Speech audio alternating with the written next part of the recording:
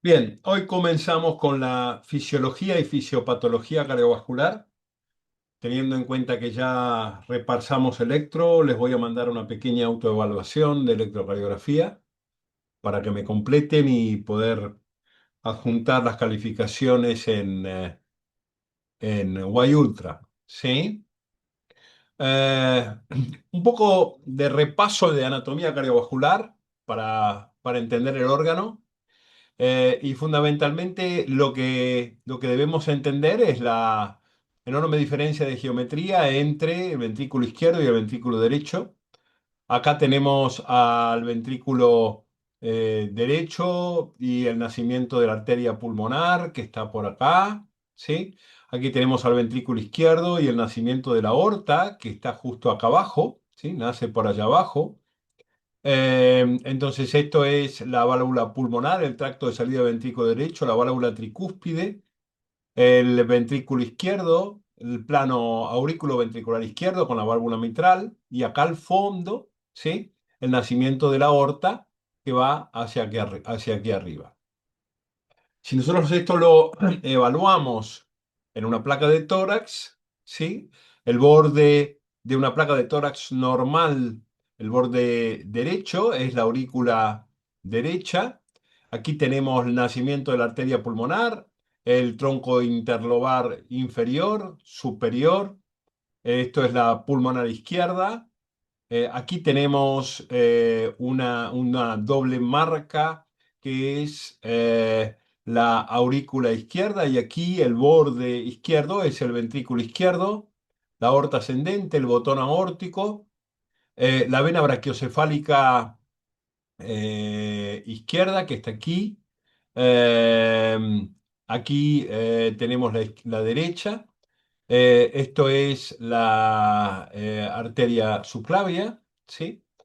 Bueno, básicamente esto es la disposición anatómica del corazón, y en función de los detalles del perfil, nosotros normalmente tenemos que el ventrículo derecho debe apoyarse contra el esternón no más de un tercio. Cuando se apoya más de un tercio sobre el esternón, que es básicamente la cavidad que está en contacto con el ventrículo, con el esternón, nosotros tenemos agrandamientos auriculares derechos. El tercio inferior del contacto de la silueta cardíaca es punta ventricular izquierda, igual que todo el perfil que está en contacto con el diafragma. Aquí tenemos la vena cava, aquí tenemos la arteria aorta. Bueno, son cosas que ustedes ya saben, ¿sí? El tronco de la arteria pulmonar, el arco aórtico, la carina bronquial, ¿sí? Traqueal, la aurícula izquierda que está siempre en contacto con el esófago, los senos aórticos que están aquí. Y fundamentalmente lo que yo tengo es que si agarro la pieza del corazón, esta es la entrada de la vena cava superior, mientras que esta es la entrada de la vena cava inferior, ¿sí? Este es el orificio del seno coronario, es decir, donde desembocan las venas coronarias, que son las venas que traen de vuelta la circulación coronaria. Aquí tenemos la fosa oval. Acá tenemos la cresta terminalis. Aquí tenemos el orificio aurículo ventricular derecho. Y si no nos damos vuelta al corazón, vamos a poder entender lo que vemos en un ecocardiograma, ¿sí? En el eje largo, nosotros aquí tenemos el ventrículo izquierdo, aquí tenemos ventrículo derecho. Esta es la válvula tricúspide con la aurícula derecha. Esta es la válvula mitral con la aurícula izquierda. Y si vemos un eje corto, fundamentalmente aquí tenemos el septum interauricular, ¿sí? Que está aquí, el ventrículo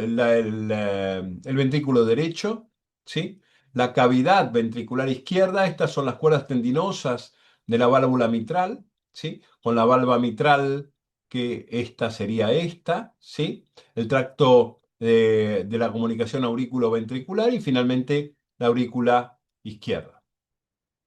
La aorta y la pulmonar, perdón, la tricúspide y la mitral están en el mismo plano, mientras que en cuanto a los planos espaciales, la válvula aórtica que está en un plano completamente diferente y desfasado de la válvula pulmonar. Esto es la válvula tricúspide, ¿sí? Estos son los músculos papilares de la válvula tricúspide. Aquí tenemos las cuerdas tendinosas, acá tenemos las trabéculas carnosas. Esto es la cresta supraventricular. En cuanto a las manifestaciones, por ejemplo, cómo interpretar la tomografía cardíaca, esta es la válvula mitral con el segmento P1, P2, P3. Esta es la válvula aórtica, esta es la aurícula izquierda, esta es la arteria pulmonar, ¿sí? Y si nosotros esto lo vemos básicamente en una resonancia en actividad, aquí tenemos la válvula aórtica, aquí tenemos el tracto de salida de la arteria pulmonar, ¿sí? Aquí tenemos la válvula mitral en corte. Esto es básicamente una confección de la aurícula izquierda. Y acá tenemos los senos coronarios, ¿sí? Em, si nosotros vemos el perfil, fundamentalmente esto es ventrículo derecho. Esto es el infundíbulo, es decir, la salida, el tracto de salida de la arteria del ventrículo derecho, la arteria pulmonar, perdón, la válvula pulmonar, la arteria pulmonar. Aquí detrás está saliendo la aorta, ¿sí? Decíamos que la aurícula izquierda siempre es posterior y está en contacto con el esófago. Aquí tenemos la aurícula izquierda. Eh, y básicamente es esto, ¿sí? Este es lo que se llama infundíbulum, esto es la placa tisular, la válvula aórtica, la válvula mitral y el tronco de la arteria pulmonar. Bien, este es un poco el mismo corte que veíamos antes, el mismo corte disecado. Y empecemos entonces con lo que es la fisiología de la contracción muscular. Lo que vamos a hacer es un repaso de lo que ustedes vieron en la carrera de medicina, pero más aplicado a la fisiopatología. Son todos conceptos que tenemos que tener bien en claro para poder construir sobre ellos los conceptos de patología que después vamos a ver, ¿sí? Y si vamos a la constitución de lo que es una fibra muscular, fundamentalmente la fibra muscular cardíaca es una fibra muscular que está entre medio en cuanto a características de la fibra muscular lisa, vascular y la fibra estriada, pero es estriada, tiene puentes de actina y de miosina. La miosina tiene un cuerpo miocínico y cabezas livianas, mientras que la actina es toda globular. Y entonces, si nosotros vemos un corte de la fibra muscular, fundamentalmente aquí tenemos los que llaman túbulos T, ¿sí? Que son prolongaciones por las cuales entra la despolarización miocárdica, entra la disposición eléctrica hasta lo más fondo hasta lo más profundo del tejido miocárdico. En cuanto a un corte, una sección del músculo cardíaco, la característica del músculo cardíaco es que los núcleos están localizados en el centro de la fibra y que el tamaño, el espesor de cada fibra miocárdica es completamente diferente y esto va a tener que ver con un concepto que vamos a ver un poco más adelante de tridimensionalidad.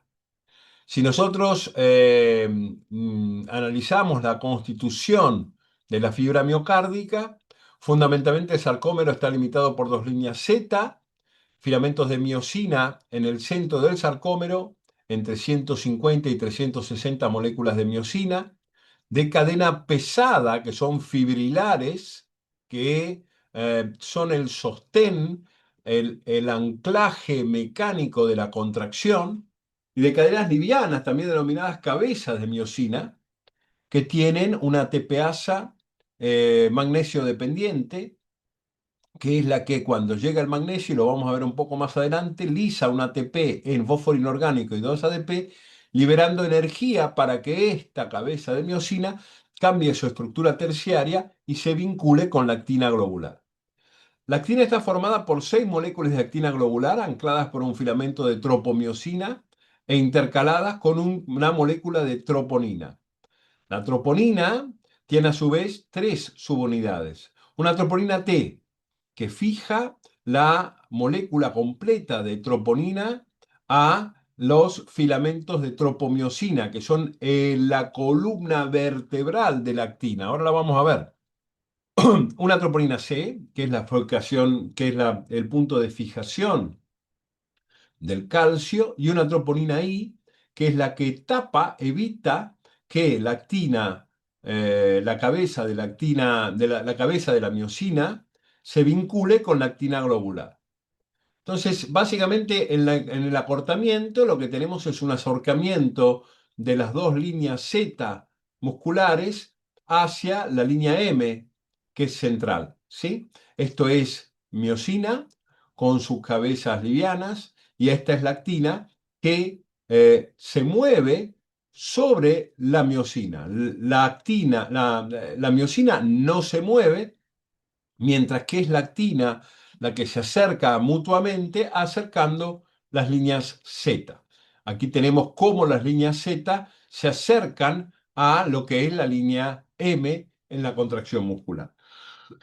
Si nosotros vemos la dinámica de contracción muscular, lo que vamos a ver es que aquí tenemos una pelotita de tenis amarilla, ¿sí?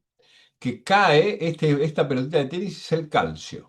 El calcio se une aquí a la troponina C, aportándole a la troponina dos cargas positivas.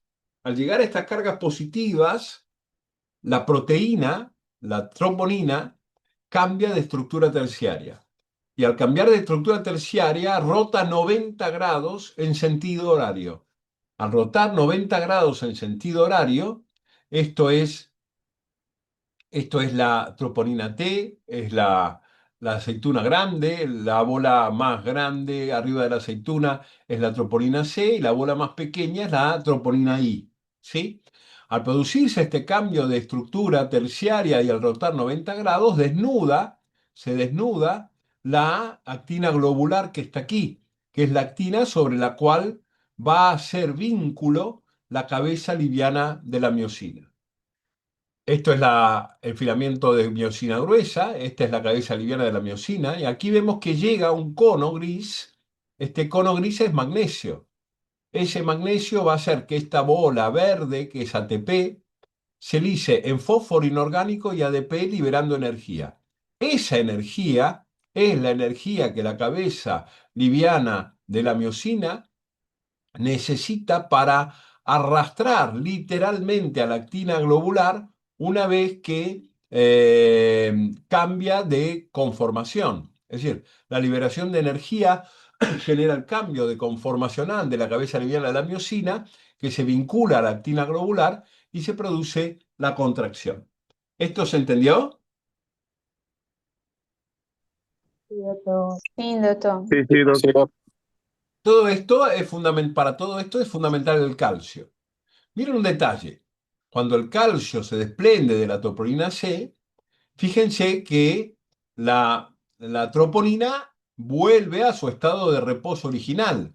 Pierde esos 90 grados que había adquirido y cubre nuevamente la actina globular. Pero esto ocurre cuando el calcio se desprende de la troponina C. Si no, esto no ocurre. Por lo tanto, acá ya tengo un gasto de energía para la contracción y básicamente necesito magnesio para que esto ocurra y necesito calcio para liberar la actina globular. Sin calcio no hay sístole.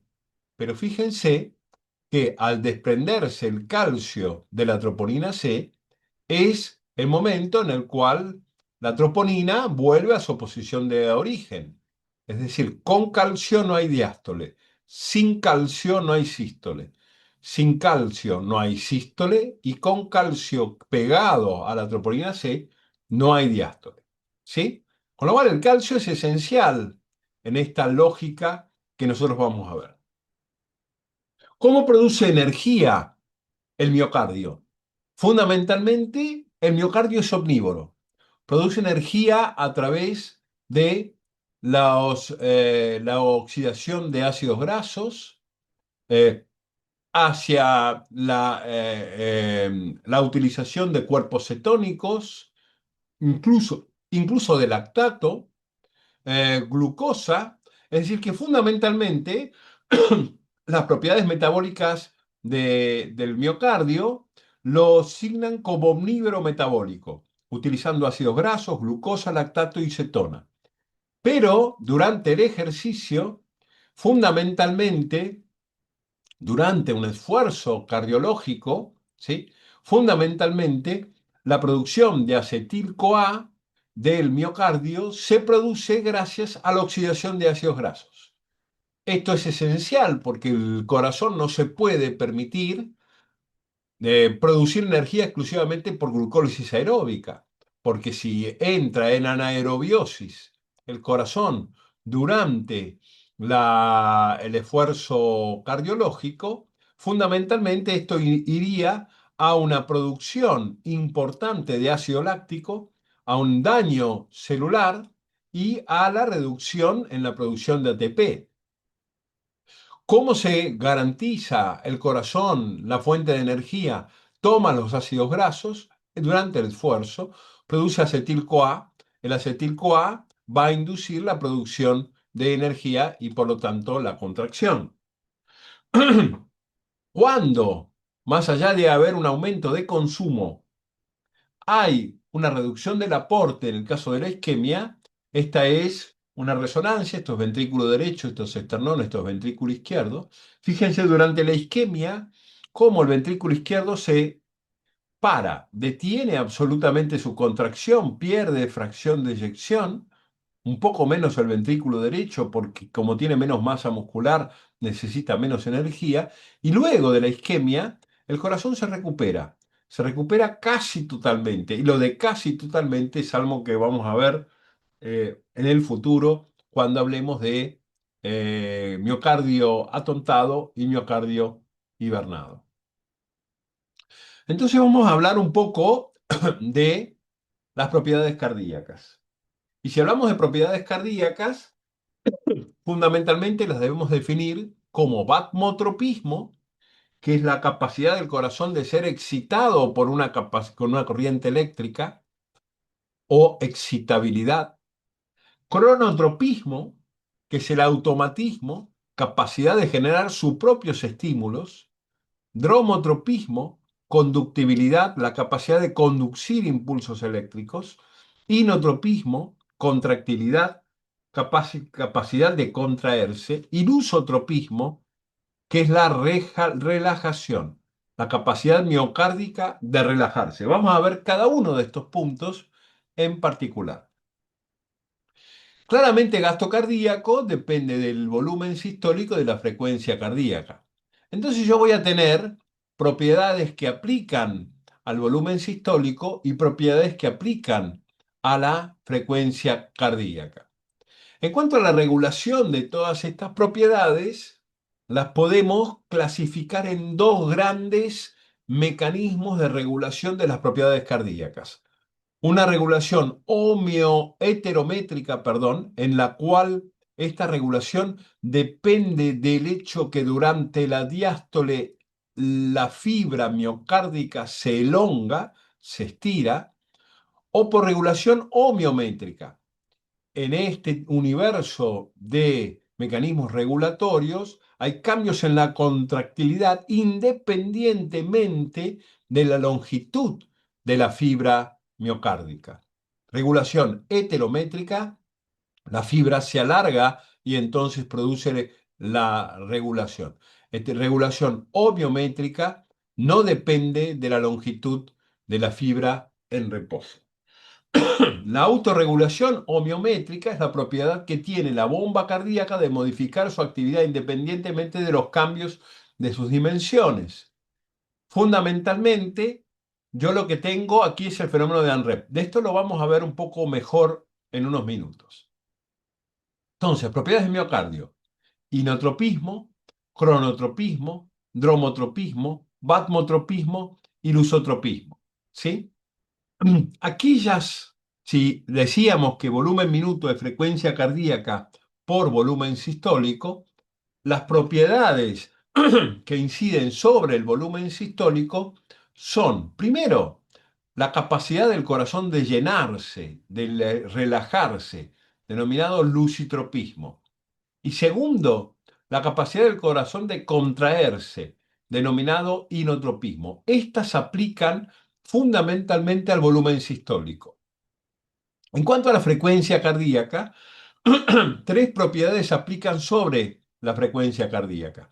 El cronotropismo, básicamente la capacidad de autogenerarse los estímulos eléctricos, el dromotropismo, la capacidad de conducir ese estímulo eléctrico, y el batmotropismo, que es la capacidad de la fibra miocárdica de responder a un estímulo eléctrico. Todo esto, estas tres propiedades aplican a la frecuencia cardíaca y estas dos propiedades aplican al volumen sistólico. Entonces, volumen minuto cardíaco, frecuencia cardíaca por volumen sistólico. En el volumen minuto cardíaco, la frecuencia cardíaca está generada por el cronotropismo, el dromotropismo y el batmotropismo. El volumen sistólico está generado por la contractilidad del inotropismo y la capacidad de relajarse. A su vez, el volumen sistólico dependen de dos conceptos centrales, que es la precarga y la poscarga. La precarga se define como el volumen de fin de diástole que el corazón puede llegar a ganar. Es decir, el volumen que tiene el corazón, el volumen con el que se carga el corazón antes de contraerse. Y esto es volumen de fin de diástole menos volumen de fin de sístole. Y la poscarga es la fuerza que ese corazón tiene que hacer para vencer la válvula aórtica y eyectar el volumen sistólico en la circulación arterial sistémica, es decir, básicamente en la aorta. Frecuencia cardíaca, número de latidos por ciclo por minuto que tenemos entre 60 y 80, y volumen sistólico, que aproximadamente en un promedio es de 70 milímetros por cada latido, no es otra cosa que el volumen del corazón al final de la diástole menos el volumen del corazón al final de la sístole. Volumen de fin de diástole menos volumen sistólico, volumen fin de sístole es el volumen sistólico. Bien, entonces, autorregulación del gasto cardíaco. Decíamos por regulación heterométrica, cambios en la longitud de la fibra cardíaca que van a determinar su fuerza de contracción, y homeométrica, cambios en la contractilidad independientes de la longitud. Hay otros mecanismos y aquí vamos a ver el calcio cuando lo veamos en profundidad. En cuanto a la regulación heterométrica del gasto cardíaco, aquella regulación que depende de la longitud que tiene la fibra miocárdica antes de contraerse, la regulación heterométrica modifica la fuerza de contracción cambiando la longitud inicial de las fibras miocárdicas. Corresponde al mecanismo de Frank Starling que vamos a ver más tarde. Y los principios básicos son: cuanto mayor es el llenado ventricular durante la diástole, mayor será la fuerza de contracción sistólica. El aumento del retorno venoso aumenta el volumen de fin de diástole, estira los sarcómeros, mejora la interacción actina-miosina, aumenta la fuerza contráctil. Esto es un fenómeno vinculado a esto que se llama fenómeno de Bowdrich. El fenómeno de Bowdrich es el mecanismo denominado fenómeno de escalera. ¿Qué significa esto? Que a medida que aumenta la frecuencia cardíaca, aumenta la longitud de la fibra en reposo del corazón, porque cada vez se llena más, cada vez se llena más, y este es un fenómeno que se presenta al variar la frecuencia cardíaca, incrementando básicamente, bruscamente la frecuencia cardíaca. El primer latido es débil, pero el vigor del latido, contractilidad, irá aumentando progresivamente. Fenómeno de escalera, hasta llegar a un nivel estable muy superior al previo. Este fenómeno de aumento progresivo del volumen sistólico con el aumento de la frecuencia cardíaca se llama efecto Bondage. En cuanto a la regulación homeométrica, que es la regulación que no depende de la longitud de la fibra miocárdica al final de la diástole, la regulación heterométrica modifica la fuerza contráctil sin cambiar la longitud inicial de la fibra miocárdica, también llamada regulación inotrópica, efecto ANREP, del cual vamos a hablar, y homeometría cardíaca.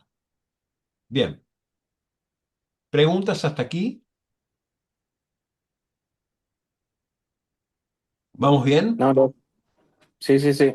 Entonces, el volumen sistólico está vinculado al inotropismo y al lusitropismo, a la capacidad de contraerse, venciendo la poscarga, y a la capacidad de relajarse, aceptando el volumen de fin de diástole, al cual vamos a denominar precarga. Frecuencia cardíaca va a depender del cronotropismo, del dromotropismo y del batmotropismo. Hablemos del inotropismo. La primera propiedad cardíaca vinculable exclusivamente al volumen sistólico. ¿Sí? Este volumen sistólico va a depender de cuánto el corazón se llene, precarga, y de qué fuerza tenga que vencer el corazón al contraerse. Esa fuerza que es capaz de vencer la resistencia aórtica es el inotropismo. ¿Sí? Bien. Sin calcio, definitivamente no hay contracción. Sin calcio no hay contracción. Y entonces, eh, las bases moleculares de la contracción cardíaca son, primero, descarga de la motoneurona cardíaca, liberación del transmisor, que normalmente el transmisor efector, tanto en el simpático como en el parasimpático, es la acetilcolina, en la placa mioneural, aumento de la permeabilidad de sodio en la placa misma y de potasio en la membrana, generación entonces de un potencial de acción posmembrana y despolarización de los túbulos T. La diástole, perdón, la diástole termina cuando se abren canales específicos de calcio denominados LTCC, LT Calcium Channel, ¿sí? Son canales lentos de calcio, que estos son los canales de calcio, por ejemplo, abiertos por la descarga de catecolaminas, y son los canales de calcio que yo voy a bloquear con los bloqueantes cálcicos, específicamente los bloqueantes cálcicos no dihidropiridínicos, como el diltiazem y el verapamilo. Una vez que se abren estos canales de calcio, que son estos que están aquí, ¿sí? Ingresa calcio de afuera de la célula. Al ingresar el calcio de afuera de la célula, hay un aumento citoplasmático de calcio que pasa de 0,1 a 10 milimoles. Es decir, el calcio citoplasmático aumenta 100 veces en el intracelular solo con la apertura de estos canales LTCC, estimulados por las catecolaminas y bloqueados por los bloqueantes cálcicos no dihidropiridínicos. Esta situación genera un cambio eléctrico en el citoplasma miocárdico. Este cambio eléctrico genera activaciones de receptores de rianodina. ¿Qué son estos receptores de rianodina? Hay un montón de calcio dentro de la célula, pero encerrado en una bolsa, que es el circuito sarcoplásmico. ¿Sí? Estos circuitos sarcoplásmicos tienen receptores de rianodina. Estos receptores de rianodina son compuertas que se abren cuando las cargas positivas del citoplasma miocárdico aumentan. Y aumentan porque se abrieron los canales LTCC. Estos canales de rianodina, fundamentalmente, como decíamos antes, los receptores adrenérgicos abren estos estos canales, estos receptores de rianodina, vuelcan masivamente este calcio, lo vuelcan masivamente al citoplasma. Una vez que el citoplasma tiene este aumento del calcio, se produce lo que se llama UNREP, ¿sí? El fenómeno UNREP, que fundamentalmente es la gran activación del circuito sarcoplásmico generado por la secreción de la adrenalina. Este fenómeno UNREP es un tipo de regulación homeométrica, de la cual se produce sin importar cuál es la longitud de la fibra miocárdica en reposo. ¿Por qué es importante? Y les digo esto. La rianodina fundamentalmente es esencial para el acoplamiento éxito contráctil. ¿Por qué? Porque llena de calcio el citoplasma miocárdico. El calcio se une a la troponina C, comenzando la contracción. El potencial de acción abre los canales de tipo L de la membrana, lo vimos, ingresa una pequeña cantidad de plasma al citoplasma. Ese calcio activa los receptores de R y R2 del retículo sarcoplásmico, los receptores de rianodina. Se libera gran cantidad de calcio intracelular, y este fenómeno se denomina calcium-induced calcium release, es decir, la liberación de calcio fundamentalmente inducida por el propio calcio. Sí, CICR. Calcium-induced calcium release, así se llama. El aumento del calcio del citosol permite la unión del calcio a la troponina C, desplazamiento de la tropomiosina e interacción de la actina y la miosina y obviamente la contracción muscular. Con lo cual, vemos que la rianodina está, que es esta cosa que está acá, ¿sí? Está directamente vinculada a la fuerza de contracción miocárdica.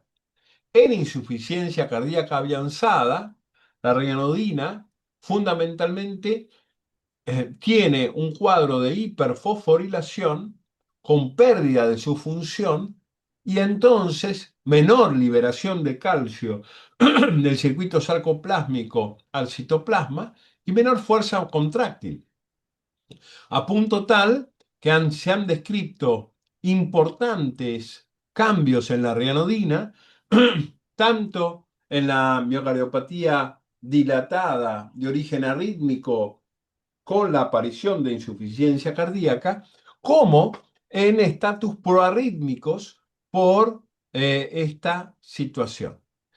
Entonces, estos receptores R1, R2 de la rianodina que está acá, están vinculadas a cuadros de miocardiopatía que hasta el momento en que desconocíamos todo esto, los indicábamos como idiopáticos.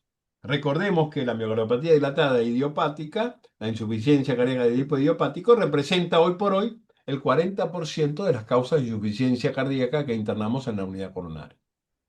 Entonces, volvamos al principio. Diástole, apertura de los canales LTCC, ingreso del calcio extracelular, el calcio sube de 0,1 a 10 milimoles, sube 100 veces. La liberación de calcio inducida por calcio abre los canales de rianodina.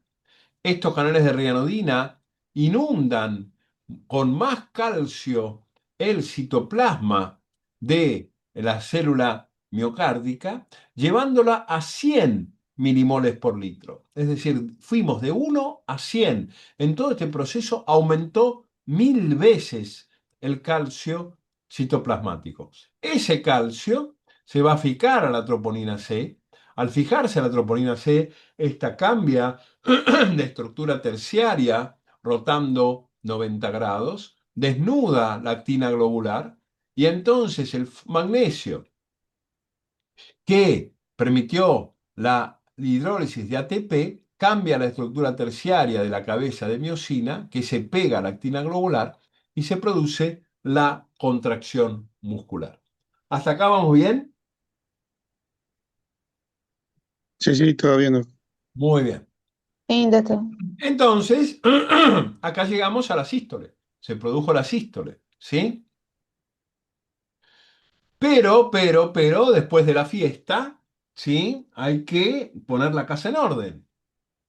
Si yo dejo el citoplasma intoxicado de calcio, el calcio pegado a la troponina C, no va a haber diástole.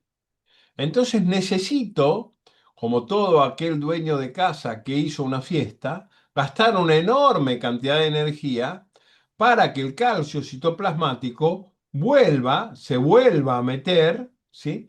a el circuito sarcoplásmico. Y aquí entra la cerca. Sarcoplasmic Endo-Reticulum Calcium Pump. ¿Sí?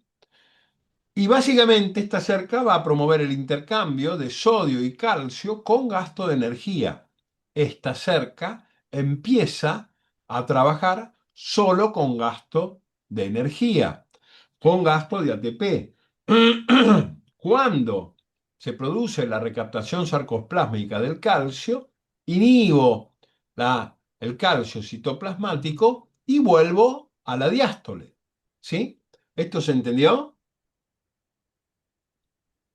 Como conclusión, yo gasto energía Sí, para contraerme o para modificar la estructura terciaria de la cabeza liviana de la miocina, gasté energía. Pero gasto energía también para relajarme. Y esto es muy importante porque cuando ocurre la isquemia, el primer fenómeno que ocurre cuando hay isquemia es la falta de relajación. La primera falla del miocardio en la isquemia no es la contráctil, sino es la lusotrópica. Perdemos capacidad para relajarnos, ¿sí? Por eso, básicamente, es que cuando ustedes ven una relajación diastólica tardía en un ecocardiograma en un paciente isquémico, están observando objetivamente la falla de la cerca. La falla de la cerca.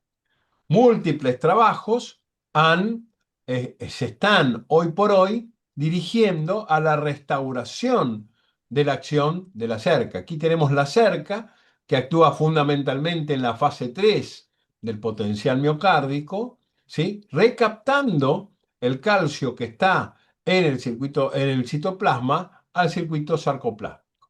Entonces, diástole, LTCC, aumento de 0,1 a 10, apertura de la rianodina, inundación de calcio citoplasmático, sístole, cerca, ¿sí? Recaptación sarcoplásmica, diástole. Bien. En cuanto a los receptores adrenérgicos, más allá de haber abierto los canales LTCC de calcio, ¿sí? El receptor beta 1 cardíaco abre los canales LTCC de calcio. Recordemos que en el músculo cardíaco hay dos tipos de receptores adrenérgicos, los beta 1, que están fundamentalmente en puntos intermedios y ápice, perdón, paredes libres del ventrículo izquierdo, y los beta 1 y beta 2 que están en la punta del corazón. El hecho de que haya receptores beta 2 en la punta del corazón, hoy por hoy daría la explicación, por ejemplo, de cuadros como el Takotsubo, del cual vamos a hablar muchas veces. Pero los receptores adrenérgicos, más allá de abrir estos canales LTCC, estimulan a la calmodulina. La calmodulina activa a la proteína quinasa A. Esta proteína quinasa A activa a una molécula enormemente importante que se llama fosfolambán. El fosfolambán básicamente es un antagonista de la cerca. Entonces, el fosfolambán deja el calcio en el citoplasma, evitando la recaptación del citoplasma. ¿Se entendió esto? Bien. sí, doctor. En cuanto a disfunción de la cerca, ¿sí? Transforma una alteración molecular en manejo del calcio. Hoy por hoy, básicamente, cuando yo tengo que la cerca no funciona, tengo falla en la relajación y muy frecuentemente tengo insuficiencia cardíaca con fracción de eyección preservada por falla diastólica. También puedo tener falla contráctil, arritmias, remodelado ventricular y progresión de la insuficiencia cardíaca. Actualmente se considera uno de los núcleos fisiopatológicos más importantes en la insuficiencia cardíaca avanzada, cuando paso a estadio D. En cuanto a las terapias dirigidas contra la cerca, es decir, a favor de la cerca, tenemos terapia génica cerca 2. El estudio CUPIT evaluó transferencia genética de una enzima SERCA2 en insuficiencia cardíaca, con mejoría funcional inicial, reducción de biomarcadores, pero con resultados inconsistentes en estudios posteriores. Es decir, el tema de apuntalar la cerca en el tratamiento de la insuficiencia cardíaca es, sin lugar a duda, un camino importante desde el punto de vista farmacológico. Si hablamos del fosfolambán, dijimos que el papel fisiológico es inhibir a la cerca 2. Disminuye la entrada de calcio al retículo sarcoplásmico, evita que la cerca lo recapte, reduce la reserva intracelular de calcio. Consecuencias: relajación más lenta, lucidopismo negativo, porque el citoplasma está intoxicado de calcio, menor calcio disponible para la siguiente sístole, contracción menos intensa. ¿Y por qué menos calcio disponible para la siguiente sístole? Porque ya evacué y no recuperé el pool del calcio del circuito sarcoplásmico. No lo recuperé porque el fosfolambán no dejó que la cerca lo rebombee hacia el circuito sarcoplásmico. Entonces, el fosfolambán fundamentalmente genera todo esto. Durante la estimulación simpática, la activación beta 1 adrenérgica aumenta el AMP cíclico y fosforila al fosfolambán. Cuando el fosfolambán se fosforila, pierde su efecto inhibidor de la cerca. ¿Sí? La acción adrenérgica inhibe al fosfolambán. Aumenta la recaptación del calcio, aumenta el calcio almacenado en los circuitos sarcoplásticos y en consecuencia tengo una mejor diástole y el suficiente calcio porque inhibí el fosfolambán, ¿sí? Porque lo fosforilé, lo inhibí. En la siguiente sístole voy a tener mayor liberación de calcio y contracción más potente. Esto explica parte del efecto inotrópico positivo de los receptores adrenérgicos, del efecto simpático y el lusotrópico positivo.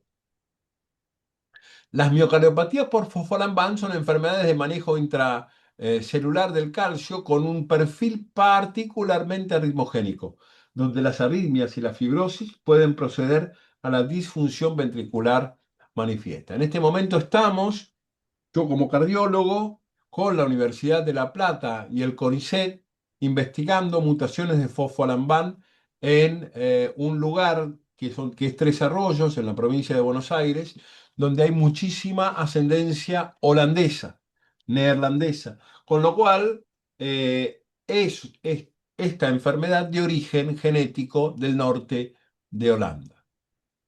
Bien, ¿dudas, preguntas hasta acá?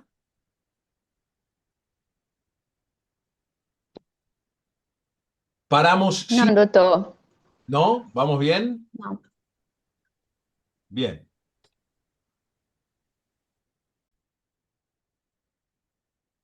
No, todo bien. Bien. Inotropismo. Estamos definiendo los mecanismos del inotropismo. Recordemos que gasto cardíaco es frecuencia cardíaca por volumen sistólico. ¿Sí? Claramente, si yo levanto pesas en un gimnasio, mi bíceps va a sufrir una tensión. Cuanto más pesada la pesa que yo levante en ese gimnasio, más tensión va a tener el bíceps. ¿Cómo definimos poscarga? Carga ulterior al inicio de la contracción contra el cual el ventrículo izquierdo se contrae durante la expulsión. ¿Sí? Al hacer esta fuerza, el ventrículo izquierdo asume una tensión. Poscarga, tensión de la pared ventricular durante la sístole. Cuanto más fuerza, cuanta más resistencia deba vencer o por hipertensión arterial o por estenosis aórtica, más tensión va a desarrollar, o por aumento de las resistencias sistémicas, más tensión va a generar la pared ventricular.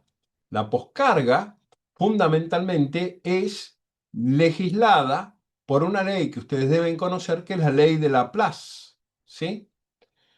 ¿Cómo se mide básicamente la poscarga?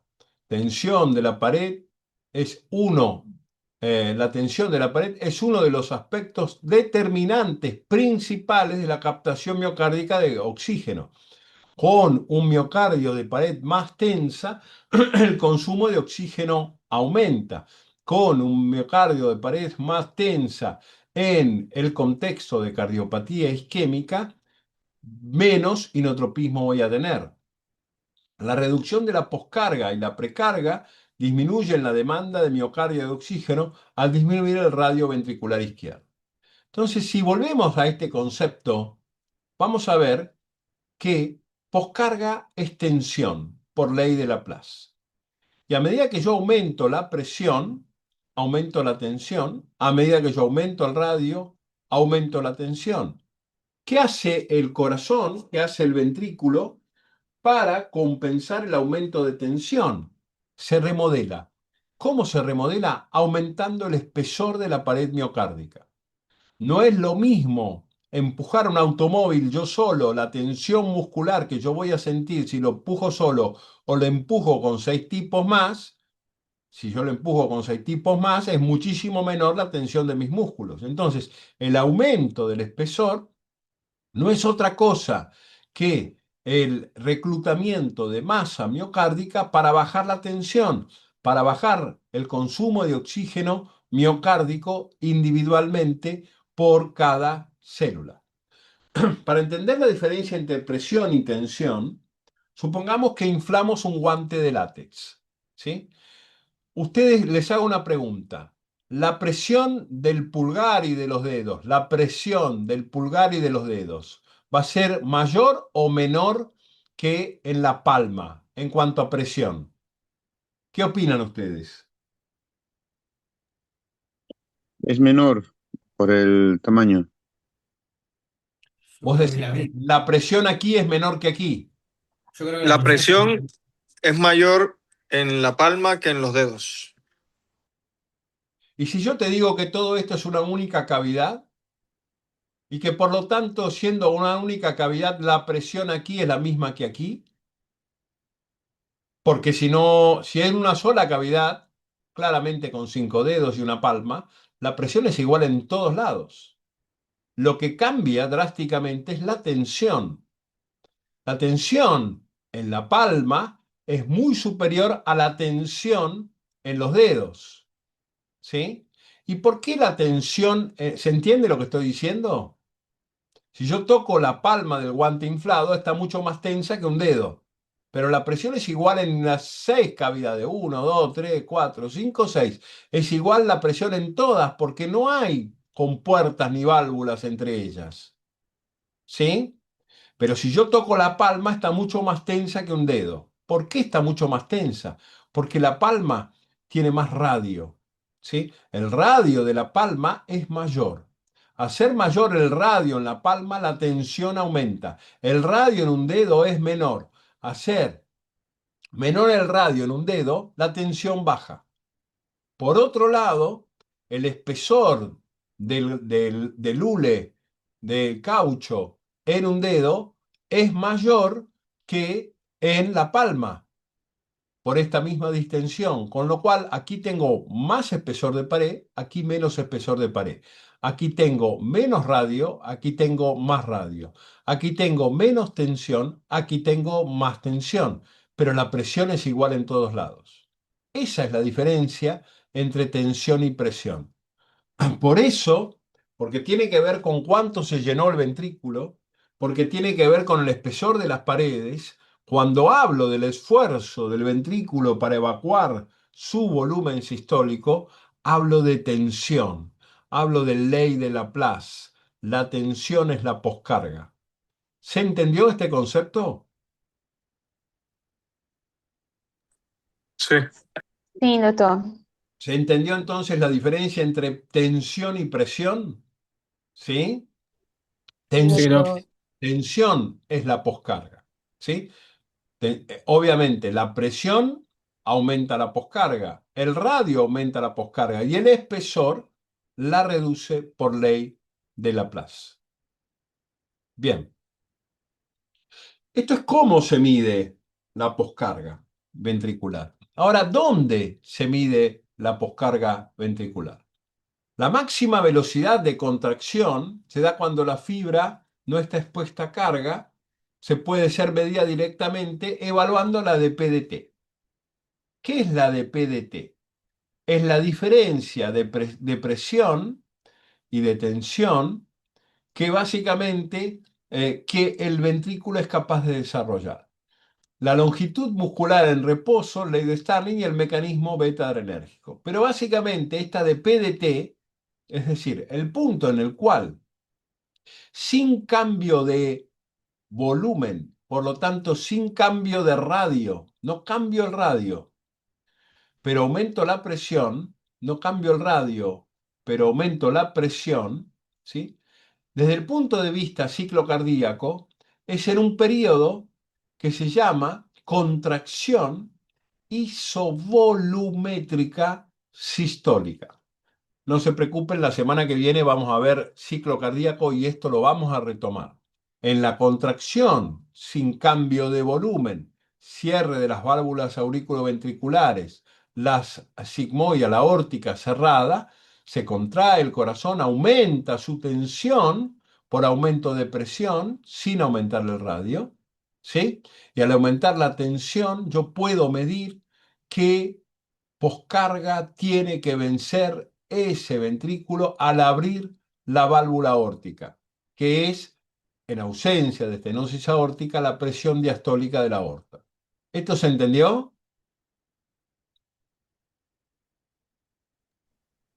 Bien. La de PDT, la diferencia de presión y diferencia de tiempo, es la velocidad con la cual el ventrículo logra desarrollar cambios de presión. Obviamente, si un ventrículo levanta presión más rápido, ese ventrículo tiene más fuerza inotrópica. Si un ventrículo levanta presión más lento, en más tiempo, ¿sí? Básicamente ese ventrículo tiene menos fuerza inotrópica. Un ventrículo inotrópicamente sano levanta presión en menor tiempo que un ventrículo inotrópicamente enfermo.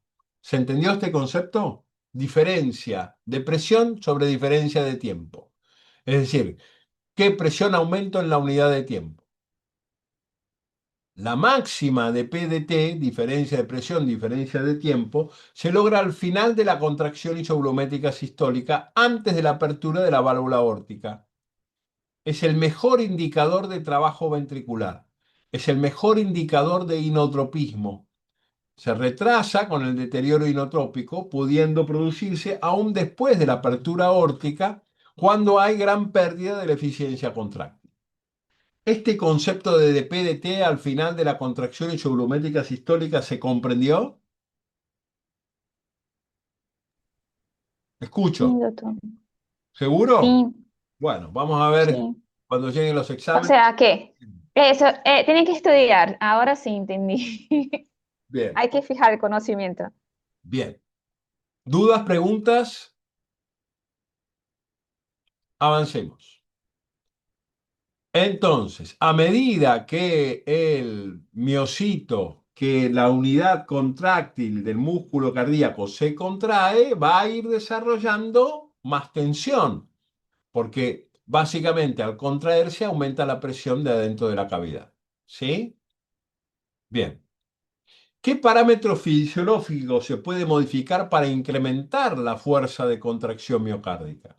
Cuando yo trato a un paciente con fármaco para mejorar el inotropismo, fundamentalmente lo que tengo que hacer o que aumente el calcio citoplasmático o que la rianodina sea más sensible al calcio que ya existe. Entonces tengo drogas inotrópicas, la clasificación de Feldman modificada por Barro, incremento de calcio transmembrana por estimulación beta, como el isoproterenol, dobutamina, dopamina, adrenalina, noradrenalina, dopexina, etcétera, etcétera. Incremento del calcio transmembrana por inhibición de la fosfodiesterasa 3, como la amrinone, la milrinone, la enoximone. Estimulación directa de la adenin-ciclasa, como el forskolin, y aumento del calcio dependiente de voltaje. Esto está en investigación. Son inotrópicos en desarrollo, como este y este, K8644 y el 5959. Y este es el primer mecanismo de los inotrópicos. El otro mecanismo para aumentar el calcio citoplasmático empieza con el aumento del sodio intracelular.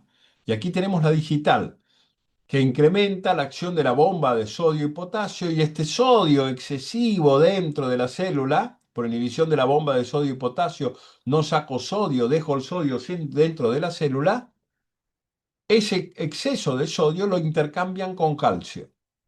Entonces, para eliminar el sodio excesivo, saco sodio, meto calcio. Entonces, la digital, primero, bloquea la fuga de sodio de la célula y posteriormente promueve que ese exceso de sodio sea intercambiado por calcio, aumentando el calcio citoplasmático. Así, tiene un efecto inotrópico positivo la digital.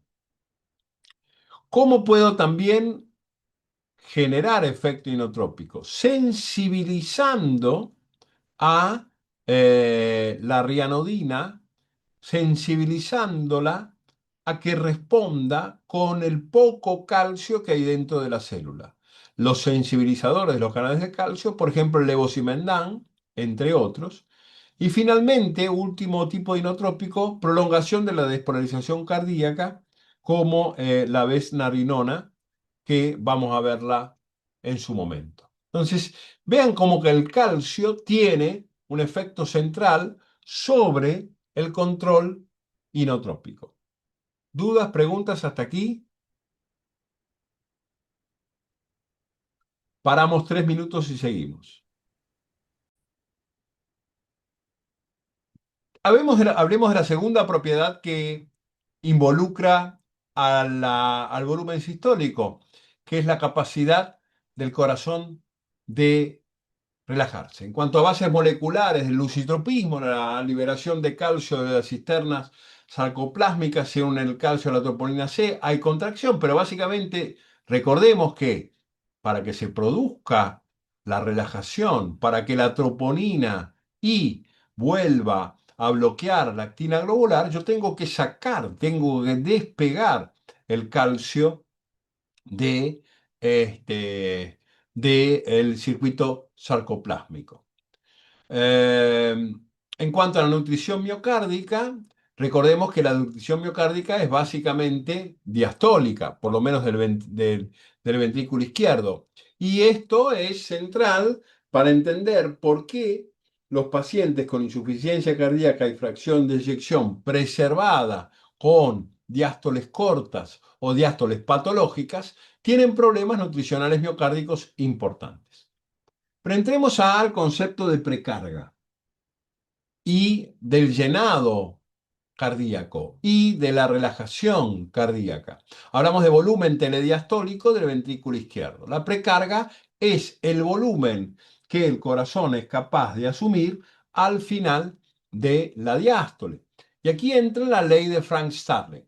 En la ley de Frank-Starling, cuando yo empiezo a distender el ventrículo, voy a generar cada vez más puentes actomiocínicos. Es decir, dicho de otra manera, si yo tengo un corazón vacío, tengo un número X de puentes actomiocínicos para formar. Si yo distiendo ese corazón al doble de su volumen, tengo X por 2, ¿sí? Tengo el doble. Si yo aumento a 3 veces el volumen cardíaco, tengo X por 3. Tengo 3 veces más puentes actomiocínicos para formar que en reposo absoluto.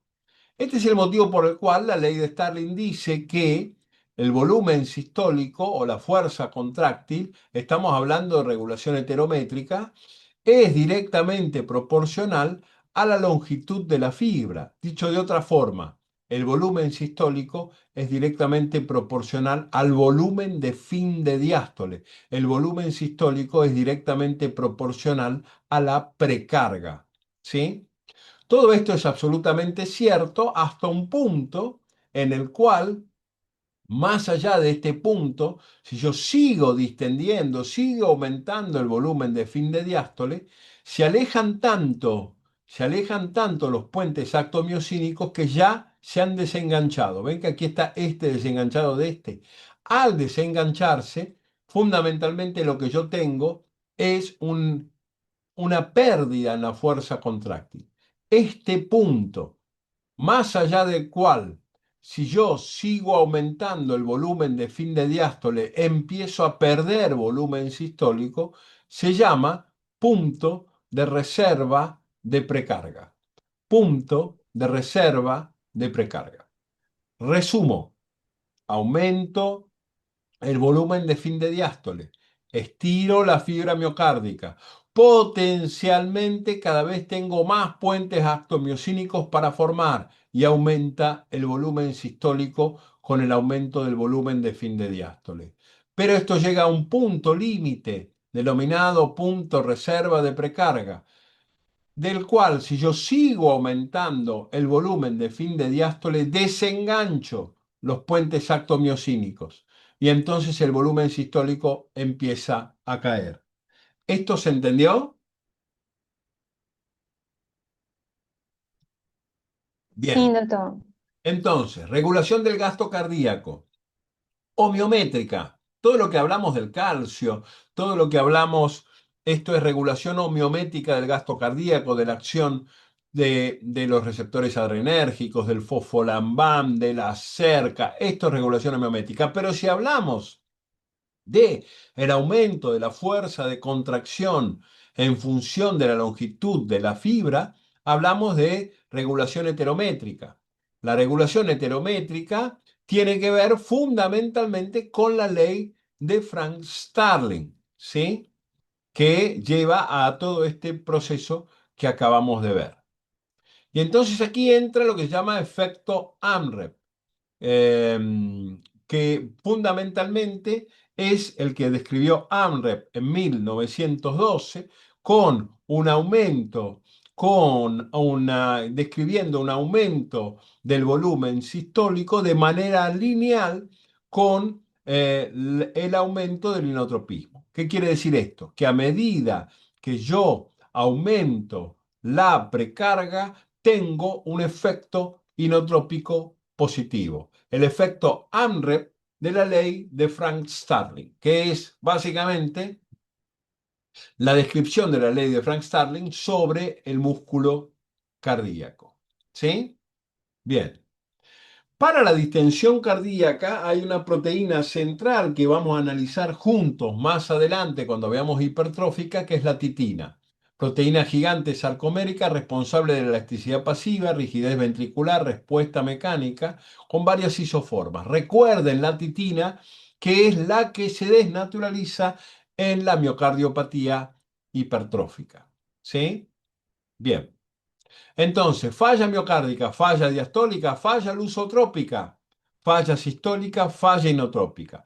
Necesito energía para relajarme, necesito energía para contraerme. Bien. Fármacos lusotrópicos. ¿Qué fármacos inducen lusotropismo positivo? Aumento de la recaptación de calcio por la cerca, dobutamina milrinone, reducción del calcio intracelular diastólico, verapamilo y diltiazem, mejoran el lusotropismo, la relajación, prolongan la diástole y los betabloqueantes, teniendo un efecto lusotrópico positivo, reducen la isquemia miocárdica a los nitratos, teniendo un efecto lusotrópico positivo y dando mayor de oxígeno y energía para la cerca, modulación de proteínas contráctiles, esto lo produce el levosimendan o el mabakentem, del cual vamos a hablar más adelante, que inducen efecto lusotrópico positivo. Aquí les dejo un esquema de todas las drogas, mecanismo principal, efecto lusotrópico, efecto inotrópico, para que relean y repasen para el examen. ¿Sí? Ok. Hablemos de batmotropismo o excitabilidad.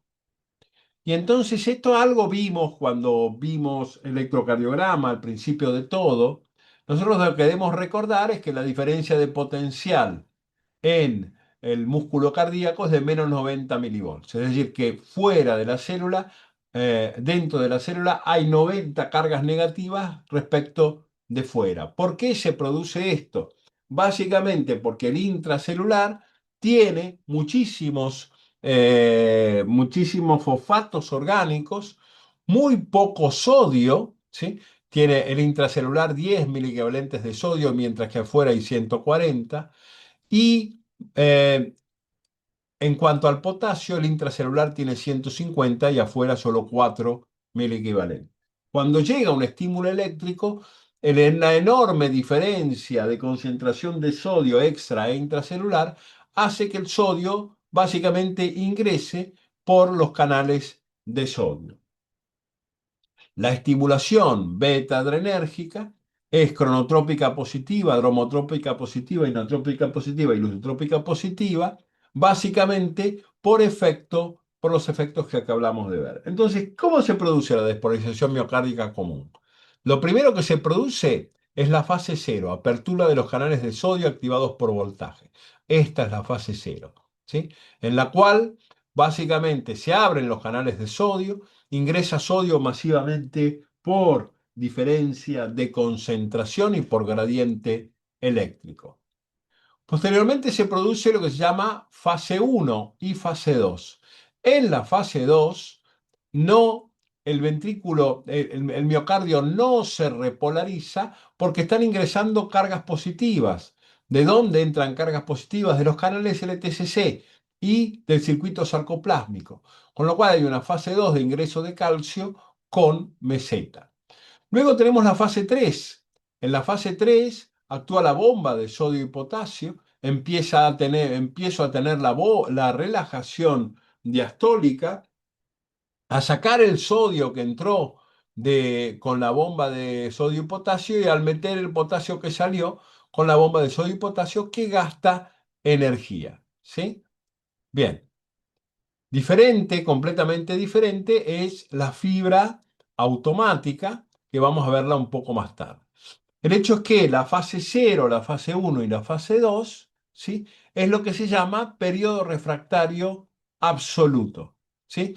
Pero hay un periodo, en ese periodo refractario, el primer tercio de la fase 3, la fase 2, la fase 0, en ese periodo, por más que yo sobreestimule la fibra miocárdica, no voy a lograr que ésta se despolarice, ¿sí? Recordemos que la fase 0 y la fase 1 corresponden al QRS, que la fase 2 corresponde al segmento ST y que la fase 3 corresponde a la onda T. ¿Sí? Ok. En cuanto a la excitabilidad, es la capacidad, o batmotropismo, es la capacidad de responder a un estímulo. Los determinantes son, en cuanto a conceptos actuales, la excitabilidad depende de microdominios iónicos, que son los canales iónicos que acabamos de ver, distribución espacial de los canales y la presencia o no de fibrosis intersticial. Pero también la excitabilidad tiene una molécula central, que es la conexina 43, que permite que el músculo responda todo como si no fueran millones de células separadas, sino como si fuera una sola célula. La conexina 43 es la principal proteína de gap junction ventricular, que disminuye, que deja de ser eficiente en insuficiencia cardíaca, en cardiopatía isquémica y en miocarditis, pudiendo eventualmente favorecer reentradas. Cronotropismo. Básicamente es la capacidad del corazón de generar sus propios estímulos. Aquí la lógica del nodo sinusal es completamente diferente. Como ven, el potencial de acción del nodo sinusal cambia drásticamente. yo tengo una fase 4 que nunca es de reposo. Siempre de menos 90 milivolts tiende a ir a menos 50 milivolts. Gracias a unos canales denominados IF o Funny Channel que permiten el ingreso de sodio, cargas positivas, que por lo tanto lenta y progresivamente pierden la polaridad inicial de menos 90 milivolts. Cuando por efecto de los canales IF que metieron sodio a la célula miocárdica llegamos a menos 50 milivolts, se abren todos los canales de calcio del nodo sinusal. Entonces tengo una fase cero en el nodo sinusal calcio dependiente, ¿sí? No sodio dependiente con la fibra miocárdica común.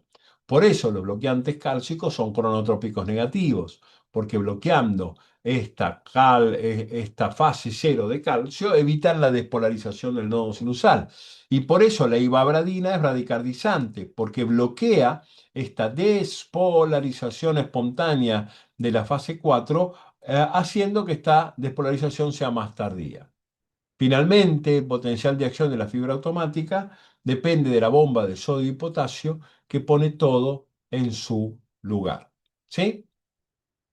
Fase 4 IF, calcio, bomba de sodio y potasio. Bien.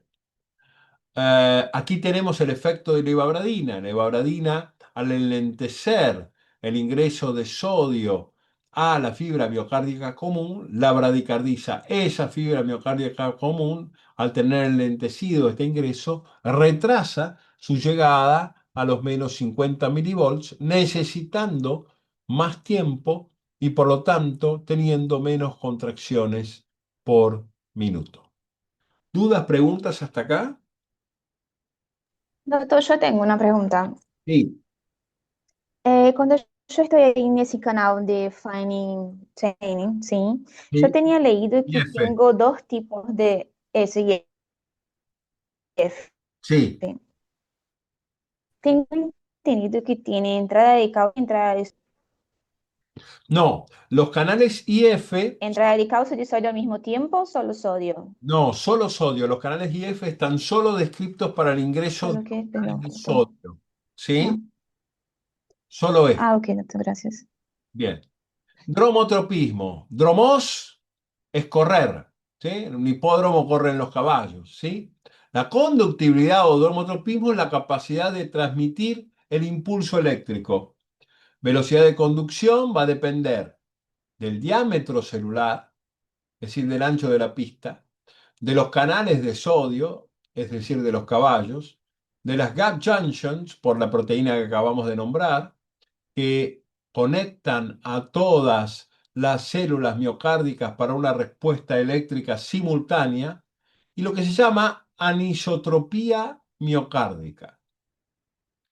Entonces, el corazón conduce eléctricamente como una red tridimensional anisotrópica. Ahora lo explicamos. Red tridimensional anisotrópica. La conducción es más rápida de manera longitudinal a lo largo y más lenta transversalmente. Esto explica circuitos de reentrada, flutter y fibrilación auricular. Estas son las uniones intercalares de alta energía. Y en cuanto al concepto de sincicio funcional, el corazón funciona como un único sincicio eléctrico mecánico metabólico, aunque anatómicamente estas sean millones de células separadas e individuales. La arquitectura anisotrópica del miocardio es esencial para la eficiencia electromecánica normal. ¿Qué estoy diciendo? La estructura que vamos a describir ahora es fundamental para que el corazón se contraiga secuencialmente de manera helicoidal, pero su alteración constituye uno de los principales sustratos de las arritmias cardíacas. ¿Qué significa red tridimensional? Las fibras miocárdicas están organizadas en múltiples capas, como si fuera una bufanda enrollada alrededor del cuello, en diferentes direcciones espaciales, con conexiones helicoidales complejas. El impulso eléctrico no viaja en una sola línea, sino que viaja tridimensionalmente generando una despolarización 3D del ventrículo. Cuando hablamos de anisotropía, definición. Anisotropía significa las propiedades cambian según la dirección. No se comporta igual el corazón en una despolarización longitudinal que transversal. La conducción eléctrica es más rápida longitudinalmente a favor de las fibras y más lenta transversalmente entre fibras. Es decir, y conduce mucho más rápido hacia adelante que hacia el costado. Esto ordena la evolución y la secuencia de despolarización. ¿Qué importancia tiene electrofisiológica? La anisotropía genera vulnerabilidad arrítmica. Es decir, la isotropía genera orden de despolarización y la anisotropía genera apertura, genera que se produzcan zonas que conducen más rápido que otras. Y entonces hay heterogeneidad. Esto facilita la reentrada eléctrica. Este concepto lo vamos a retomar bien en profundidad cuando veamos aritmología. Reentrada anisotrópica. ¿Qué es una reentrada anisotrópica? Mecanismo. Hay fundamentalmente un bloqueo parcial por isquemia o por fibrosis del avance eléctrico. Y esto hace que empiece a haber una vía lenta y una vía rápida, con lo cual la despolarización regresa al tejido recuperado porque la vía lenta le dio tiempo. Esto perpetúa un circuito de reentrada y genera arritmias. Conceptos generales. El batmotropismo es tridimensional, conducción espacial compleja. Es anisotrópica, diferencia según la dirección.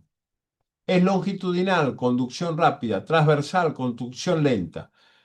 Discontinuidad, ¿sí? Hay microbloqueos y zigzag, no va en forma recta y homogénea. Consecuencias. Esta anisotropía le genera vulnerabilidad eléctrica al corazón, pero sí le genera una contracción ordenada y secuencial. Y con esto terminamos. Así se conectan con la licenciada Federico. Propiedad, automatismo, concepto clásico, marcapaso, concepto moderno, membrana más lo que se llama calcium clock, el reloj de calcio, que es la despolarización de la fase cero de la fibra automática que vimos recién. Excitabilidad, fundamentalmente los canales de sodio, ¿sí? Concepto actual, microdominios iónicos, son esos canales de sodio. Conductibilidad, propagación, red anisotrópica 3D. Red anisotrópica 3D. Contractilidad, fuerza, complejo calcio, troponina T. Lusotropismo, relajación, eje cerca, fosfolambam. Distensibilidad, compliance. Hablamos de titina y matriz extracelular. Refractariedad, no hay respuesta. Esto básicamente es por heterogeneidad eléctrica. Bien, estos son los conceptos centrales que debemos retener para entender las propiedades cardíacas. Les pido, por favor, que revisen esta clase para poder aclarar los conceptos que queden pendientes